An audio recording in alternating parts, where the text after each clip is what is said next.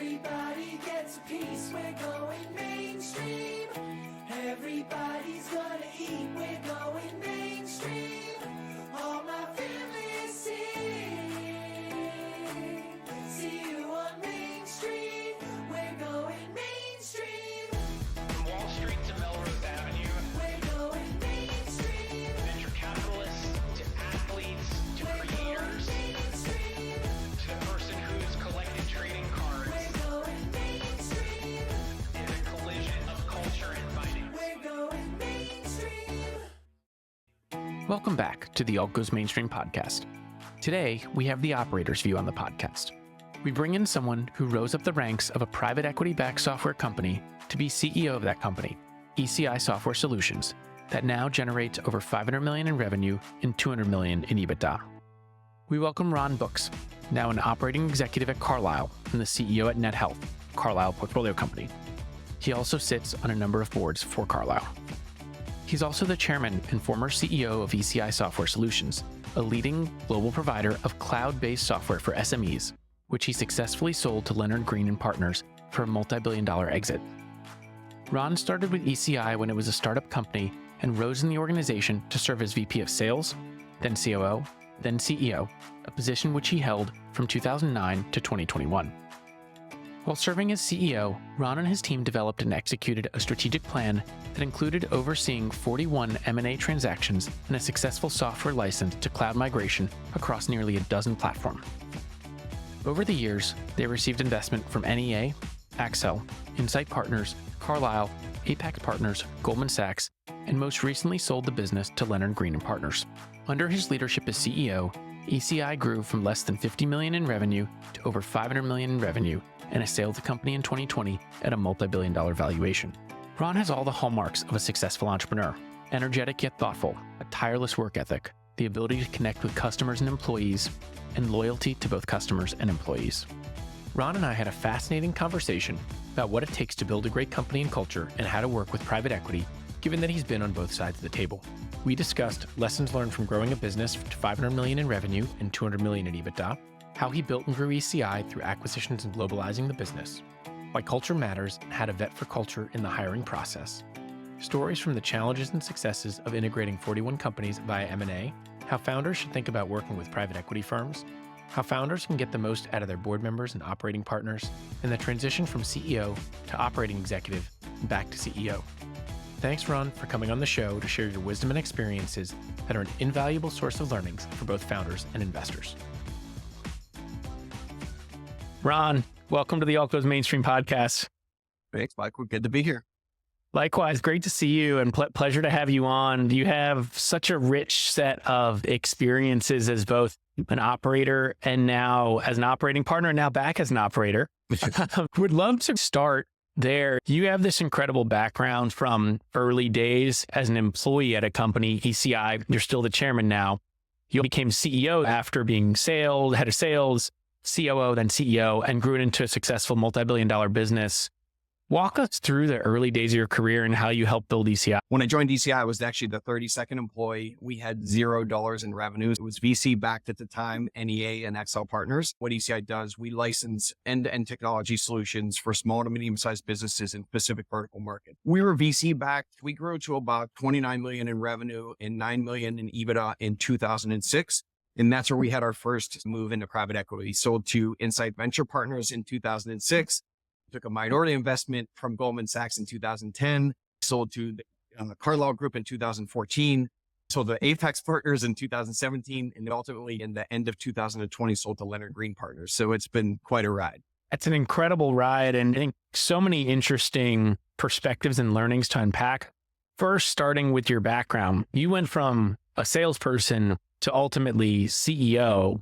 Do you think that is the right path for a CEO? Are you glad you had the sales experience as CEO? You also became an operator too and were the COO. What do you think is best to have that path and journey to be a well-prepared CEO for your first time in the seat? Yeah, mine's interesting too, at how I ended up on the operations side. Really a pivotal part of my career. My passion was in sales. I was a sales rep. And even at ECi, when I first came over, I was running as a director of sales, then VP of sales for the organization. And in 2004, I think, or five, the then CEO had to make a decision between consolidating VP of sales. There was me and one other guy, and he ended up choosing the other guy to run sales. Of course, my reaction was I thought I was better, and they were close friends, and I was all sort of bitter and frustrated at the decision. I was going to leave ECi.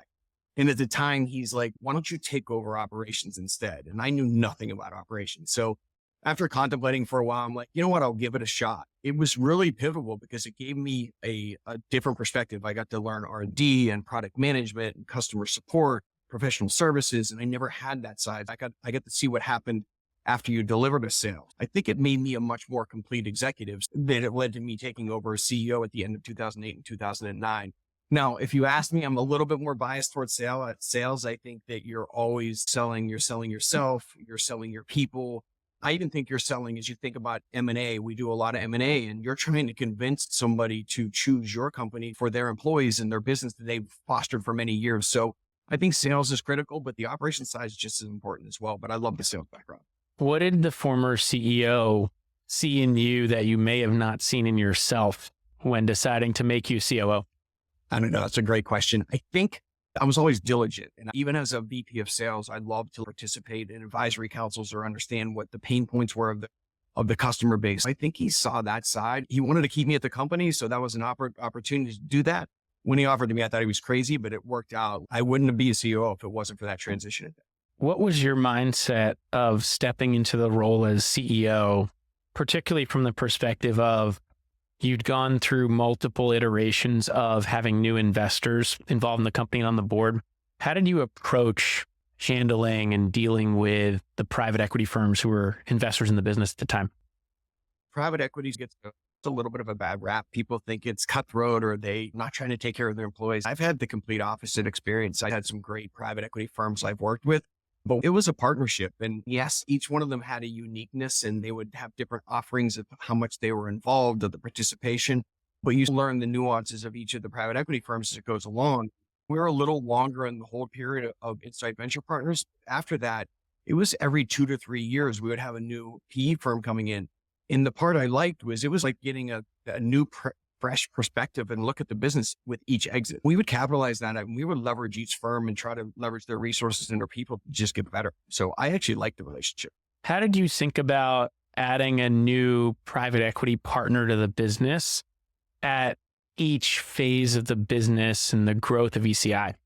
It is totally different operating a business that's 50 million in revenue versus 200 million revenue versus 500 million in revenues. To scale, you had to get a lot more disciplined around process and systems, infrastructure and integration and all those type of things. But the good news is these private equity firms had this experience. They were working and scaling with other businesses. And whether we were in office products or healthcare, you're still having the same types of challenges. So they would help us with that scale.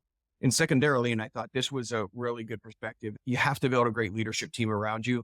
I tried forever. I was a micromanager in the beginning. I had to participate in every meeting and every decision that things couldn't get done if I wasn't involved. And it was not going to scale. And I learned to just pick great people around me. The private equity firms would tell me what great was or look at the organization and say, here's where there's opportunities. And as I surrounded myself with great people and empowered them, the opportunity to scale was significantly better. On that point, so much of investing and company building is about people and working with great people. What did you look for in people you would hire to see whether they'd be a great fit for your team? I can't remember who said this. It might have been the CEO of Starbucks, but I always think of it as like-minded people that have the complementary skill sets. And that's what we had. If you looked at our team, we were definitely not the same person. Each of us had our different, unique perspectives and really value proposition. I think it was the combination of us that made us so good, but we had the same initiative. We had the same drive. We had the same sort of culture. We agreed upon the type of people we wanted to be and what type of business we wanted to be. I think those parts complemented each other very well, but we definitely brought different perspectives to the table, which I think was what made us successful. There a specific skill that you'd look for when interviewing all these different executives who ended up working on your team, that there was a common thread as to why each of them were the right fit and why they were successful? When I interview, I normally know within the first 10 minutes if this has a chance. I don't know if it's a gut feel. There was never anything where I was like, they've got to say this or be this or do this in order to be a fit on our team. But within 10 minutes, I think it had to do with personality and just the vibe and how you connected. That part was critical to me. I'm looking back and thinking of all the people that I hired over the years and the people I worked with. In the first 10, 15 minutes, you would have a general idea of if they were a fit. What would you say is your favorite interview question to ask? Oh, God. Oh, man, that is a tough one. I don't even know. I am so not by the book. I like to go off on tangents and just talk about random things and see how they respond. It's not like, somebody sell me this pencil or anything like that. That's never been my style. I try to get them talking about stuff that's less focused on the business and more just about life in general. And if we click, then you start diving into the business side. But you could sort of tell good people immediately. Obviously, you have to check references and get an idea. I always find people that have been hired over and over again by former leaders, like they came back and brought them. I always call it the Mike Holmgren theory of the Green Bay. When he left Green Bay and went to Seattle, he went back and got all the people that were great from Green Bay. On the flip side, how would you interview the private equity firms that you ended up working with? Because it's hard to think about this when you're the one selling, trying to get an investor to invest into your business. But the reality is it's a two-way street and you're selling them, but they're also selling you. And that's just as important because it's got to be a fit. How did you evaluate at each point in time why and how the private equity firms you worked with were the right fits for the business? It's a good question. If I look at each one, like Inside Venture Partners, we were literally defining what we were going to be as ECi. We didn't even know at that point. So they were helping us define that. The Carlyle group had just went through a license to cloud transition and we were going through a license to cloud transition. So they had that expertise and they helped us make that step. Apex Partners, I thought we just were coming out of that license to cloud business transition and we were humming as a business. We built the infrastructure, we had the process, we had the systems, and they were really focused on accelerating growth. My former boss, Jason, he was a bulldog. He just wanted to go after M&A and there was no bad M&A deals. And when Leonard Green bought us, it's not like they can't bring things to the table because they can, but we're just much more mature. I think we've worked out a lot of the kinks, but we just recently rolled out an ECi shares program. It was options or shares for everybody in the company. And it was a unique push up. And this was their program that they had in other portfolios. So each firm brought something unique. And that always makes part of the decision where you're at in your continuum. What advice would you give to founders as they're thinking about working with private equity? The more nuanced aspect of this question is, I think the venture world is maturing and kind of moving upstream a little bit. It's institutionalizing itself. Private equity has in some respects moved downstream a bit to also encompass growth. Now, sure, in some cases that might be majority investments. Many of the firms you mentioned have majority growth investments, but there's also some minority investments. So the nuance to this question that I'm asking is really, how should a firm think about the right time to work with private equity versus venture? Where do those things all fit in the right time for the business? ECi left VC and moved to private equity in 2006. At that time, it was pretty clear. The stage we were at in our business, we were much more profitable at that point, looking for profitable growth. We're 12% recurring revenue growth. So it's not like a 20, 30%. As you get to be a $500 million business, that's more material and it gets harder to do. But I think we're a profitable growth business. We're going to throw off EBITDA. We're going to leverage the EBITDA and cash flow to do more M&A. We're going to optimize those M&A opportunities, like these founder-led businesses that don't have a lot of sophistication. So we can sort of push our professionalism on them, create an expense manage, and then we can leverage that cash flow and EBITDA to do more M&A. I think for us, it was a natural fit for PE at that point. But yes, you're right. I think the lines are blurred more now, and PEs are definitely going downward. VCs are coming up. Yeah, it's an interesting trend, but also then I think that gets to the company fund fit. What you just said, you were a very acquisitive firm. That may in part be due to the market that you were in and why it made sense to roll up a lot of these smaller founder-led businesses. On that point, how much did you try to develop that skill and muscle in-house of being an acquisitive firm versus leveraging private equity firms and their platforms to help you do that? Yeah, it's a really good question. And it was the last area as the CEO that I had to learn what to do with M&A. And I love it. I think we're at 46 acquisitions at ECi. So we've done a lot of M&A and we believe in it. And we love this parallel approach of organic growth with a combination of inorganic growth. I like that. We started focusing in the early stages of bringing the expertise in-house. They would help us for sourcing, and we gave them the type of businesses we were looking for. They have all these people pounding phones and looking for these type of opportunities. But even as you progress further along, the use of expert networks or trying to diligence differently, the firms would help us with that. we have the muscle internally, and yes, we would leverage them and use them and bounce ideas off them. But we made the decision ultimately because we were responsible for post-acquisition strategy.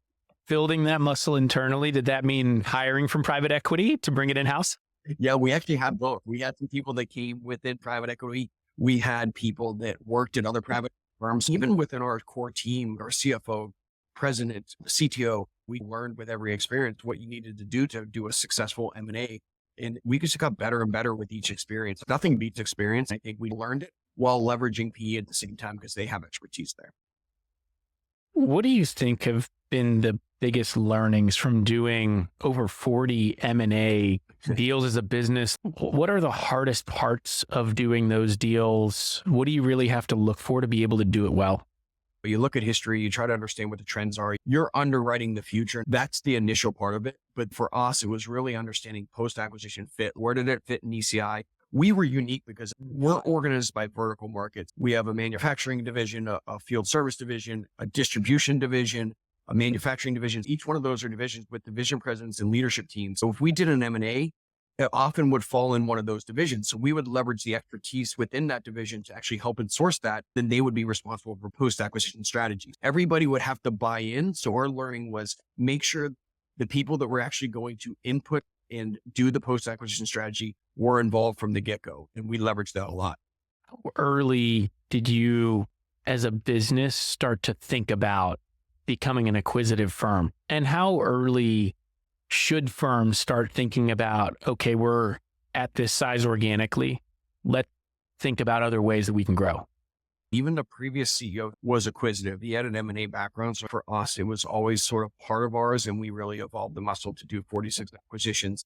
But I think the part that we did differently when I took over as CEO is we were almost a little bit of a sloppy roll-up initially. We weren't integrating a lot, and post-acquisition wise, a lot of the time the business would run on their own. We developed a different strategy over the years. It's within 90 days, they're on our systems, they're on our CRM software, they're integrated to our reporting. We have our business applications like our e-commerce solutions or mobile applications, and we would look to integrate those into their solution right away. So I think we got better at the integration side, which then helped streamline the efficiencies and the expense opportunities within the division to make it more profitable. So I think we got better at that, and it was a learning for us for a while. You talk about making integration work well and doing all the things kind of from a blocking and tackling perspective that you can do.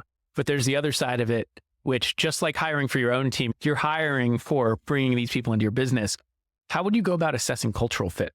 Yeah, that's a good one. I think it's the hardest. At ECi, when we were sort of a combination of a bunch of different organizations, I don't think we had a complete culture at first.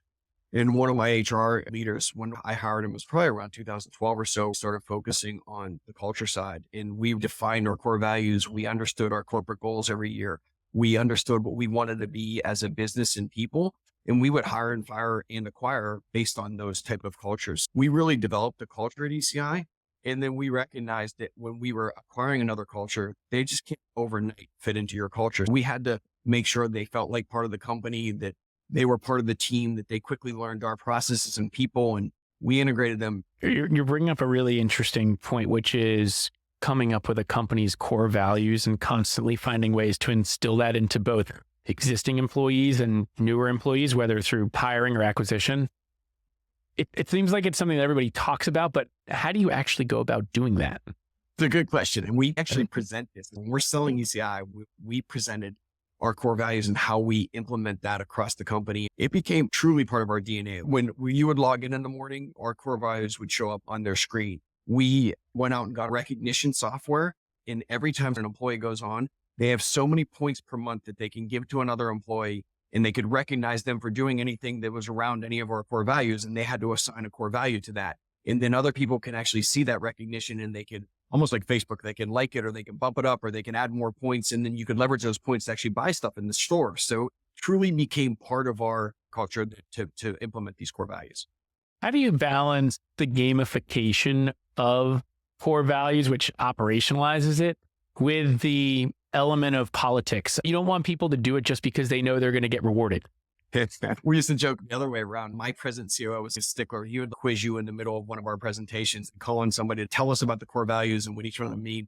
And we don't want it out of fear or the fact that you're going to be a stickler. It's because we say it in our pitch. We really wanted to make it part of the organization. I think if you have the right people and leaders that can do that, that helps a lot. It does become part of how do we promote people? How do we hire people? Ultimately, how do you fire people and get people out of the organization that don't fit your core values? You have to make it part of your business. And until you do that, you're right. It's just a poster or it's a slide. It means nothing. It takes an effort. And I actually thought, Michael, at first I'm like, it's sort of silly. It's not. It's actually very real, and it becomes really much a part of your business and your growth.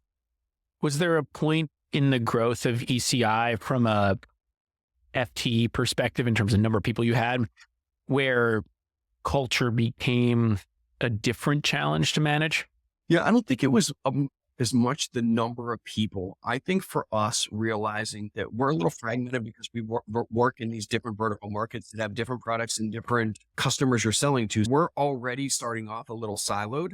So we had to eliminate that silo, and we made it so that the manufacturing division president will share ideas with the field service division president. It becomes part of that type of culture is the best idea wins. And when we can share information across vertical markets or even centers of excellence, then we do that. And that's really has helped us a ton.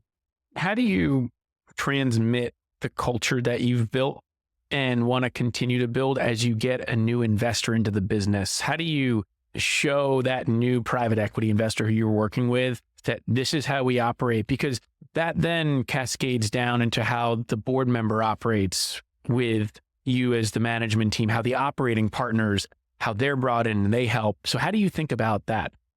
We actually made it part of our presentation. We really discussed our core values and how it was rolled out, especially in the last process. I give Leonard Green Partners a ton of credit. It was important to them. We had the investment team that came out and was looking at the business and had put in the bid and were fighting for the deal. And then we went and had to do a presentation for their entire organization at the very end.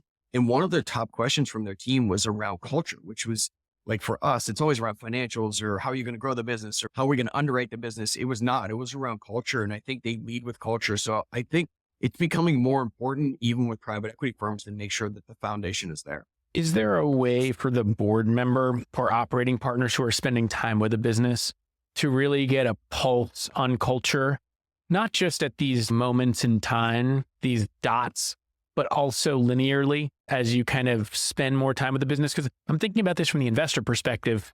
You're not necessarily ever close enough to the business to know what's going on day to day.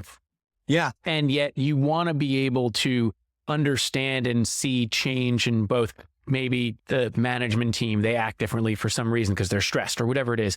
And then understanding that, and then you have to get to why and how, and what do you do to fix it? How does the sitting on the other side of the table, which you now also do, how do you figure out a way as a board member, operating partner to understand the culture of the business so that you can really feel the heartbeat of the company? Thinking about it as an operating partner, Jason Wright, who was my former boss at Apex Partners, he teaches a class at the University of Miami, private equity class, which I thought, just imagine being in college and going to a private equity class. I never had that kind of opportunity, which I think is great. So he teaches one and he asked me to be a guest speaker, and he wanted me to talk about, as part of that, my main thing was I've worked with a number of private equity firms. What are the nuances and uniquenesses of each firm? And I did talk about some are more detailed oriented or some want to get in your business. The ones that add the most value are the ones who actually get to learn your nuances of your business, not come and do like, here's the metrics everybody needs to meet. They understand your market. They understand your customers. They understand your people, and they understand your culture, your core values of your business. And the ones that got to know it, we would be willing to take any type of advice that we possibly could. And they were always helpful for us in advancing ECi. And the ones that didn't get to know it were less valuable. And it becomes a consulting firm, and CEOs don't want operating advisors that are coming in and say, oh my God, you're 14% of revenue and your R&D expense. That's what you got to solve. I feel like getting to know the business and the people is critical.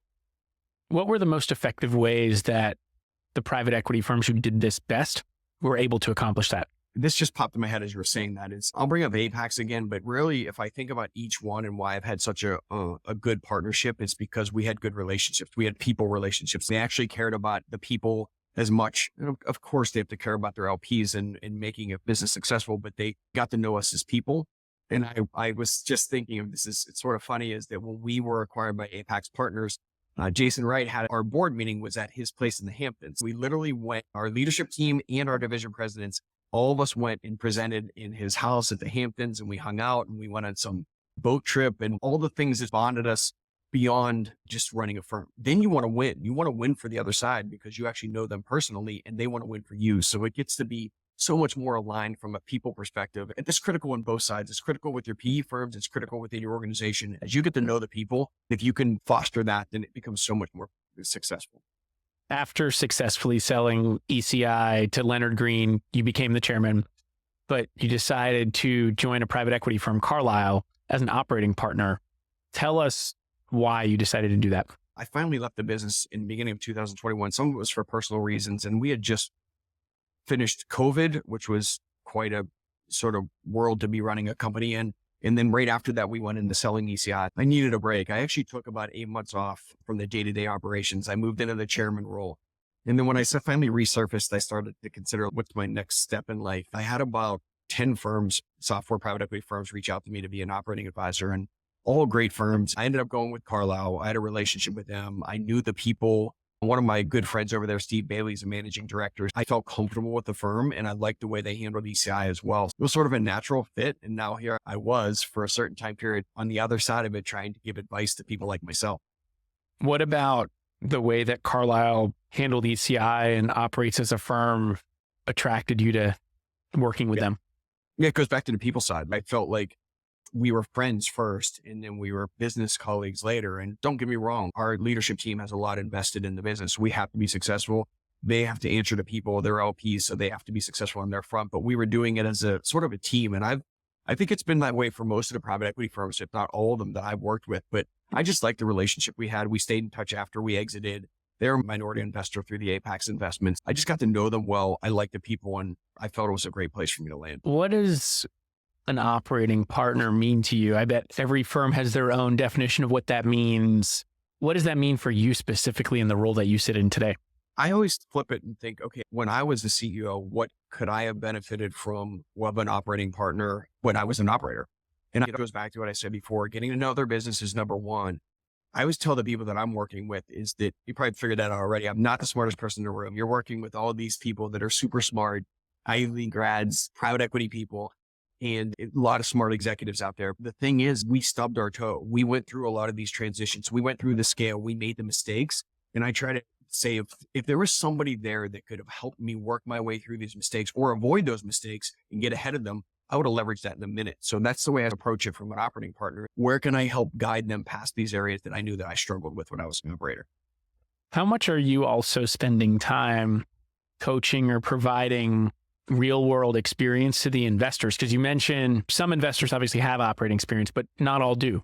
So yes. How much time do you spend coaching investors on what it was really like? Because I think you can only get that experience from actually doing it. No, I agree 100%. And once again, super smart people, but their job is to invest and move on to the next investment. And our job is that we have to actually live with that and we have to turn it into something after the fact. I think there is a respect on the private equity side of people that have actually done it. And I found that they leverage people like myself and other operators because we have that experience. They're looking for the ways. They know they have not done it. They're looking for the ways to do that. Our job is to help give that perspective. And here's what worked and here's what didn't work. And I think they like that. What was the hardest part of transitioning from being a full-time operator to CEO to an operating partner? I've been asked that a lot, and I'll tell you, it's so easy to answer. As an operator, you have an idea, you think you have a solution to it, you never know, like you're guessing and taking the best guess that possible, and you can actually go and take action against it. As an operating advisor, you see an issue or an issue's exposed and you're trying to solve that issue, but you cannot do it. You have to build trust in an alliance and you have to count on other people to go do it. And I tell you, that was a hard part for me because you want to go and you want to just get it done because that's what you've always operated before. And as an operating advisor, you have to really bank on the fact that people are going to do it and trust you. So I think building the relationship and the EQ side of it and getting to know the people becomes just as important as the business. How do you build that muscle of learning how to lead more with influence and understanding rather than lead from the front? You got to listen a lot. As I'm working with executive, this was the same way when I hired you. I was telling you that you build the business and you start building great people around you. In each stage of that, you're learning from those people. I've been a CEO for 15 years now. I'm learning all the time. So you have the opportunity to learn from these people. I think it's the same thing when you're working with executives and you're an operating advisor is they bring stuff to the table. So there's takeaways and I'll show them. I'll be like, look, that's a great idea. I would implement that as a CEO that you're doing, but here's some perspective from my perspective. So it's almost like trading of ideas more than me just going in and pointing out what their flaws are. I think if you can build that type of relationship, it's more successful, but they have to be open to it. We were open to it at ECi. If the executive team thinks you're coming to babysit them or to spy on them, they're not going to take your advice and it's not going to be fruitful. If they actually accept you and there's trust, then it'll be successful. How did you go about working through that process? Because I think part of this also comes down to the management team being ready to have that kind of help around the table. There's a point in time when that team is ready. There's a point in time maybe when they're not, or that maybe they should be ready, but they're just not quite at that point of being ready. How do you navigate all of that? As really that's more kind of around the strategy of the private equity firm and the operating partner being able to work together to figure that out. But how do you go about that whole process?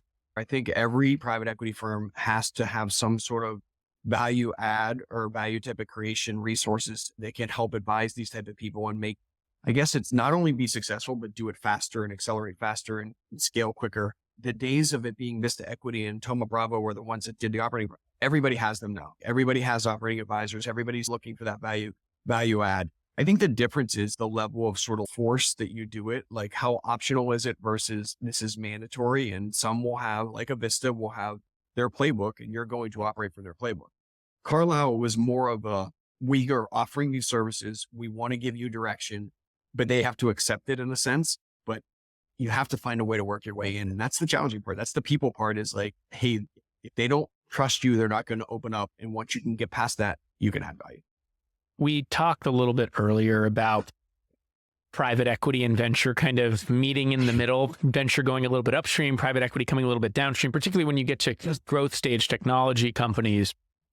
Do you think that the private equity model of operating partners will come more downstream as well, and you'll start to see more companies leverage this private equity-like operating model earlier on in their life cycle, or even kind of passing the baton to a more experienced CEO, having an exec chairman earlier on? Do you think those things are going to start to happen as these two worlds kind of merge together a little bit? I do. This is a world according to Ron. I actually believe it will. And this is not even because I'm an operating partner right now. This is the way I felt as a CEO. If I had somebody that can advise you in those stages, and it's really every stage. Yes, as you start to scale 100 million, 200 million, 300 million, it becomes definitely a different model and you really have to learn to scale at that point. But you're learning in the early days is, and you can accelerate past these headwinds if you understand how to do it. What's happening now is it started with these general operators that come in from a private equity firm and try to coach you on operations in general and how to run a business. Now there's very specific, like the private equity firm will have a go-to-market person. They'll have a product person. They'll have a systems person that will come in and help you in all of these areas. It's getting more precise and direct on how they want to do it. And I think it'll come downstream as well. I think it's relevant all across the continuum of scale. When Carlyle brought you on as an operating partner, what role were they looking to fill within their stable of operating partners? I don't know what they're thinking. I believe, almost like talking to you earlier, is I had a perspective of each side. I had a sales background. I had a little bit of a finance background. I had M&A background. And then obviously I had the operations side. So I think it's one of those, I don't know, a little bit more of an athlete than it was a specialist. And I think that can be helpful regardless of the opportunity. But then the specialist can actually dive in and really turn a little bit more detail into something that can be more beneficial for the company. So I think they like the fact that I had the sort of both the organic growth and the inorganic growth. And I think every business now is looking for ways to grow, whether that's scaling through M&A or scaling organically. So if you can add that flavor to it, it helps. Well, you're an athlete who just got drafted with the first pick recently because you became the first pick, the CEO of Net Health. You've gone from operating partner, which you still are, to now also being the CEO of a company called Net Health. Walk us through that process and why did you decide to take the reins as a CEO again? Yeah, I literally said I would never be a CEO again. I don't know why, but when I left it, I think it was just the time of my career. But here I am full circle with the CEO again. I started to serve on boards at Carlyle. In addition to my chairman role at ECi, I was executive chairman of a company called Abrigo that's in fintech software. I work with a company called Harview that's in human resource capital software. And then I was working with Net Health, which is more on the healthcare side. Net Health I was with for about a year. There was obviously some rumblings and some changes that sort of happened quickly from a CEO perspective. And they asked me if I would step in an interim basis. You know how that works. So at first I said, no, I'm going to be a CEO again. And then after some discussions, I decided to step in, and now I'm not even stepping in. I love it. I love the people. I love the team. I feel loyalty.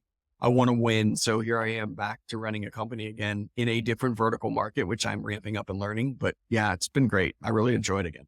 What's the hardest part of becoming the CEO of a different company in a different market? And where I'm going with this question is, you built a company to scale. You were at a company from $0 in revenue all the way to, I think, now 500 million plus and a few hundred million in EBITDA. You took over CEO around 50 million or so in revenue. So maybe there's some correlation between what it was like stepping into ECi's CEO seat with that type of size and scale of business and then scaling it 10x or so. NetHealth is a different industry, maybe a slightly similar place to where you were when you stepped into the CEO seat. How much do those skills transfer over versus being in a totally different market? It was actually my hardest part. I grew up at ECi. I was there for the first dollar of revenue. I know every one of these vertical markets. I know where every skeleton was. I knew the deals we've did over the years, every M&A acquisition I was a part of. So as I was running that business, there was nothing that I wasn't in the details of or had great knowledge over. And I knew the verticals. I could talk the talk. I knew the nomenclature. I knew the type of customers were in each vertical. I knew our software platforms. I knew even acronym within the company. And then you go to a completely different vertical in healthcare, and I didn't know it. And I'll tell you, Michael, my first 30 days, I was like, what did I do? This is a mistake. I'm ramping up all over again and starting from scratch.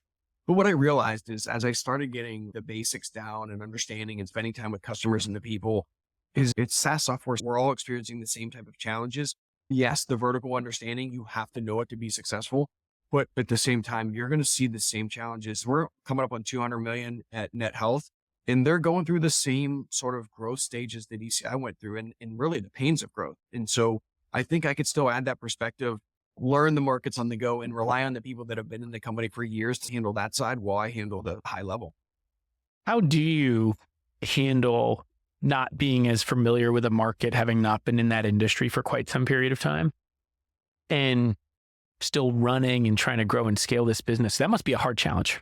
Yes, it's different. You have to rely on people. I restructured the business at NetHealth. I felt like they needed a more of a business unit structure, which we had similar to ECi, more focused within each of these independent areas of the companies. We made that change, which helped a little bit because each one of those areas has a division president that can run the specifics of that business.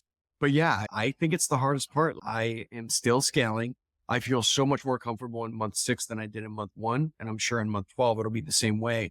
But now I'm just starting to shift my mindset of, okay, what's the value creation opportunity within the business? And regardless of what industry you're in, there's similar type of metrics and opportunities. So being a CEO, particularly as one who restructured the org of a business to a different structure, as you just mentioned, what do you think your role is as the CEO? What do you focus on most as you think about driving value from where it is today to where you want to go? I talk about this a lot with our leadership team, and we have very clear meetings. Being in private equity, I think you never succeed if you're building a business for an event. So in other words, okay, look, we're going to sell in 2025. So let me build the business and optimize that business for the event. You have to build the business for the long term, because once again, the people coming in are super smart. They're going to diligence you, and they're going to recognize if you're building it for an event versus the long term. And they're underwriting the future, not what you've done historically. I think that's interesting. And the perspective I bring to the leadership team, I think I was through raising capital and exits 5 or 6 at ECi. So as you go through that process, you understand what to look for in value creation. And that's where I've tried to center the team around. So internally, how do you define what enterprise value is to the employees so that everyone throughout the organization, like you mentioned, culture is so important. How does that concept of enterprise value creation cascade all the way down to every employee? ECi had a very similar, I think, perception in certain parts of the organization. Is we're an EBITDA value type of company, and most of them are going to be that. ECi was, NetHealth will be the same way. I think sometimes EBITDA within a company, the perception of the employees, it comes across as a negative thing. Like it's bad to make money or to have profit because you're doing that at the cost of helping a customer or paying employees or whatever it is. And you have to shift that mindset. They can be independent of each other. And I always use the example at ECi is that we were a 4% grower in the early days of ECi, and we were like 33% EBITDA margins. And then we became a 12% grower and we're 38% EBITDA margin, which just shows that they're exclusive from each other. You don't have to do one if you run a better business. So I guess going back to your question, is you have to educate employees. So we're spending a lot of time educating them on here's how you create value. Well, educating people on we expanded revenues, and with expanding revenues, we expanded EBITDA margin. That's generally a good thing. How would you go about educating employees on what EBITDA meant in terms of how this business is valued? Because I feel like that's a thing where day to day, if you're in a business, you may not fully internalize that. And sure, it may be a challenge to do that, but is there anything you can do to help employees understand and internalize what it means to create enterprise value, have EBITDA, and why that's important for the business? It's a tough one. I think you have to educate them. Everybody should be knowledgeable of the financials and your progress and how you're doing against your goals. I don't think that could ever be bad. Why would that be a bad thing to understand? Everybody recognizing the areas we're being successful and the areas we may see some headwinds. I think educating and make sure you're sharing and communicating that is the starting point. But here's what I'll flip it over a little bit though, is it can't be the only focus. Like, culture's a big focus. We have a bunch of employee resource groups at Net Health. One of them they just created it's a Swifty ERG, which is like Taylor Swift. It can be anything, but it gives them the community and the opportunity to be together and spend time for people that like the same things. It can't be all EBITDA. There has to be the EBITDA and fun and camaraderie and all that type of stuff as well. I'll tell you a real quick story. The general counsel interviewed me in front of the entire company in my first 2 weeks just for them to get to know me. And we had all these questions that he would ask me. Well, he started going off script and he's like, look, I'm going to say words and you tell me which one, like guacamole or salsa. And I'm like, queso, because I don't like either one. But he went and he's like, are you a Swiftie? And I said, what's a Swiftie? This is pre-Kelsey. I had no idea. He was looking at me, he's like, you don't know what a Swiftie is. The backlash I got from the employees in week 1 was brutal. So it's become a joke in the organization. Maybe one of the best ways to teach people about EBITDA is to show the impact that Taylor Swift's had on the NFL. Yeah, look, she's a business phenomenon for sure. Throughout this whole conversation, it's really been about how do you balance both building a business with building a culture? And it's not just about business. It has to be about people too. You're in this operating partner role. You're obviously CEO, but you're also still in this operating partner role. Where do you think that takes you? And how do you see the evolution of the operating partner for yourself over time? I think I'll do the CEO. I'll see it through for Net Health, however long I stay here. I think I'll end up back as an operating partner. I really did like it. I think once again, I was actually just giving advice to another one of my colleagues that wants to move an operating partner and been very successful as a CRO. And I tell him, look, you've got to get over the fact that you can't implement everything. You can't do it.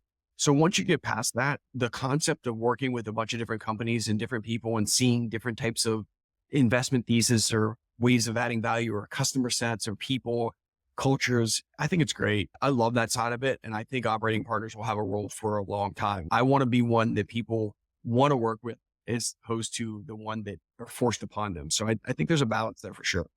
Well, you just mentioned that you gave advice. What was the best piece of advice that you've ever got? It was a long time ago. I was at Lucent Technologies and a guy I admired a ton. He told me not everybody's you. It took me a while to digest it. And it just made me realize and think about the fact that everybody has different likes and dislikes. And what's important to one person is not important to the other. And as you become a manager, you have to recognize you may have 8 direct reports or 10 direct reports, and each one of those is going to have independent goals of what's success to them. Learning that part and understanding it and realizing that everybody doesn't have the same sort of trajectory or goals that you have. I think it was important. It's a people business at the end of the day. How do you figure out how to motivate people in that context, particularly as you scale too? You have to figure out not everybody's you. They all have different goals and desires. Yes. How do you motivate people in that context?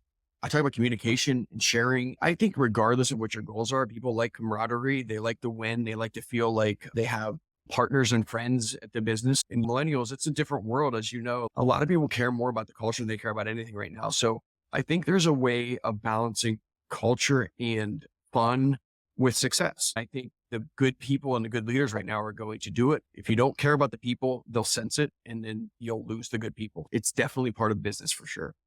I get the sense that from a private equity perspective, people is still so core to what they do, but In addition to that, given that you've talked about that a bunch, what do you think has been the most impactful lesson or takeaway you've learned from working with private equity? Having alignment and communication between private equity and the teams is critical. I think that's why I had such a great private equity experience, is that we knew each other, we were aligned, we shared stuff back and forth, and it was a partnership versus a owner portfolio company mentality. And I think that's critical. And I think the good firms will do it that way. You're still people and they want to be handled the way they want to be handled. And I think if you build that relationship, people are going to go fight so much harder for you if they know you personally. So I don't know. It's been just a big shift for me. And that's the kind of operating advisor I want to be as well. I love that. Acting like an owner in everything that you do. The great transition to the question that I ask everyone on this podcast as the final question, which is, it's related to being an owner. What is your favorite or most interesting alternative investment? I don't know. That's a tough question. What's yours? A great question. I would say it's the business that we've created at Broadhaven. I think at the end of the day, the business that you build or the one that you have the most invested in is ultimately the most important thing you can do. It's an expression of yourself. It's an expression of all the things that you're doing. And focus ends up being so important, right? So from my perspective the other piece of it too is we're a business that invests into other businesses or helps build other businesses. I have a lot of businesses that I really enjoy working with or we're a part of, iCapital being one of them.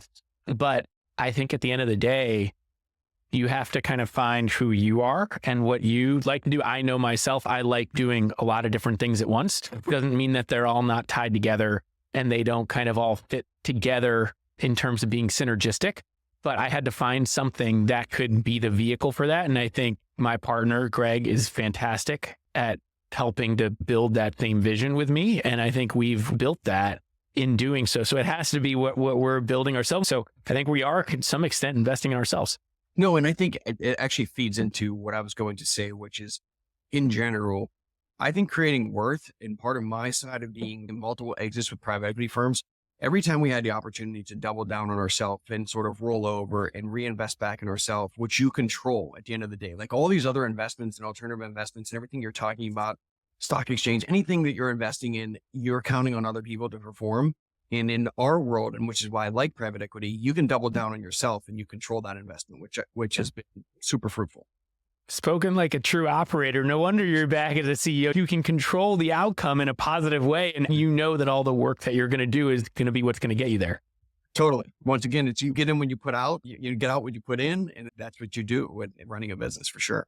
So you're in the perfect seat then, being an operator once again. I love it. This is a great way to put a bow tie on this conversation because you've gone from operator, successfully selling your business, to operating partner, to CEO, and you're investing in yourself once again. Full circle. Thanks so much, man. I appreciate it. Love it. It was a pleasure to have you on, Ron. Thanks so much. Thanks, Michael. Thanks for listening to this episode of Alt Goes Mainstream. I hope you enjoyed it. You can find more episodes of the podcast at any of your favorite podcast sites, and you can read more about alts at my Substack, altgoesmainstream.substack.com, and follow me on Twitter at Michael Sidgmore and @GoesAlt. Thanks a lot and have a great day. We're going